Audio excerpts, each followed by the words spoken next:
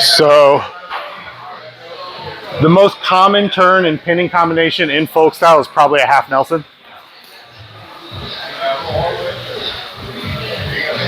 So the way the half Nelson works, right? Everybody's seen this. You loop under his arm, you get the back of his head, right? And that's like I'm pulling this in.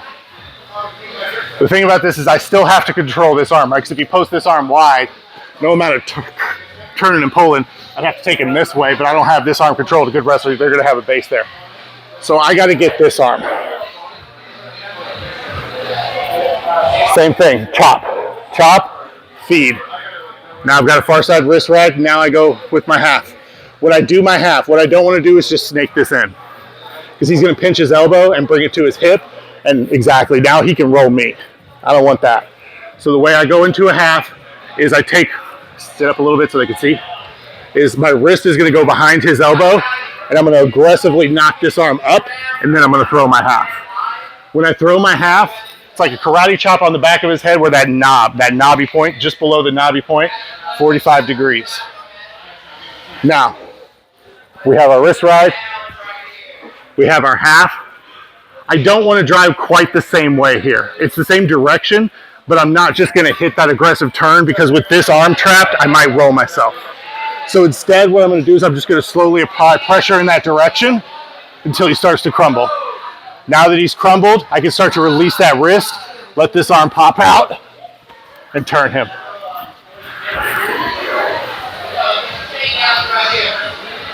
A traditional half Nelson is just like that. It's just hand on the back of the head, 45 degrees, we're cupping, and we're turning.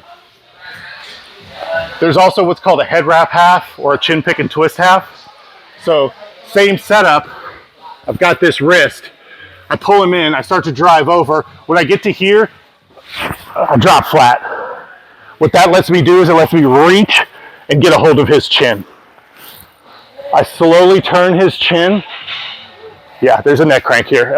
You'll catch a lot of people with this because it's a legit submission, it's a neck crank. So as I turn his chin slowly, as I start to roll him over, once I come around the corner here, I pull him into me.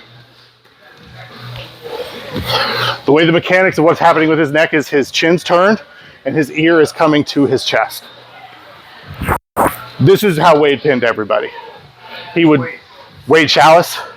So Wade Schalles is the best wrestler you've never heard of. He holds the world record for pins in NCAA competition. He holds the record for world champions pin. He holds the record for Olympians pin.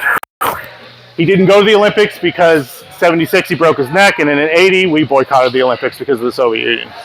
So a lot of people don't know who Wade is, but if you watch NCAA wrestling, every year they give out the Schalles Award for the most pins.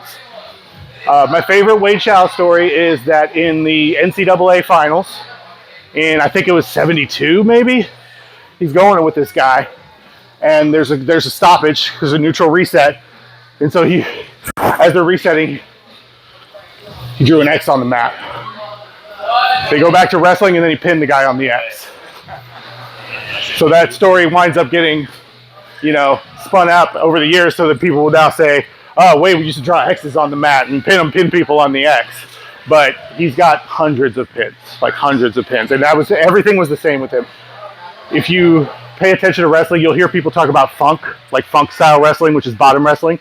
Wade is the father of funk. He created most of the cradle pinning variations. He invented the spladle. There's a whole bunch of stuff that we have because of Wade. And his whole philosophy is creating pain, creating discomfort, legal pain, right? In a way that's not going to get me whistled for potentially dangerous, but he's going to be so miserable that now he's not cerebrally thinking about how do I counter this? He's thinking about how much pain am I in? And if you put them in enough pain, they will pin themselves. Because in wrestling, you can't tap, but you can put your shoulders on the mat. Break the guy. What's that? Basically, you're trying to break the guy. Yes, 100%. So this chin pick and twist was his favorite pinning variation. In a lot of high school now, it's considered a potentially dangerous move. So the thing you would do now is instead of grabbing the chin and turning his head, is you would just go with what's kind of like a high risk position. It's called a head wrap half, and it's the same thing, right? So like we've hit our half, broke him down. I sag away, hit, basically to his chest with the back of my hand. And then as I roll him over, I get him to here. He's still not pinned, but what's going to happen is he starts to get, and that would be a pin in wrestling. Boom, you're done. And in jiu-jitsu, we're allowed to crank the neck for the most part. Unless you're in certain rule sets, there might not be. But you're allowed to choke. So this works as like a high-risk guillotine kind of move too. So the way I would show this, like an easy way, we'll do more of this next week, is here, I have my high-risk guillotine position. I would just punch this underhook, roll him over. Tight as shit, isn't it? Yeah, it's tight. Yeah. So creating discomfort. That's the whole game we're playing here. So one more time, head half Nelson turn.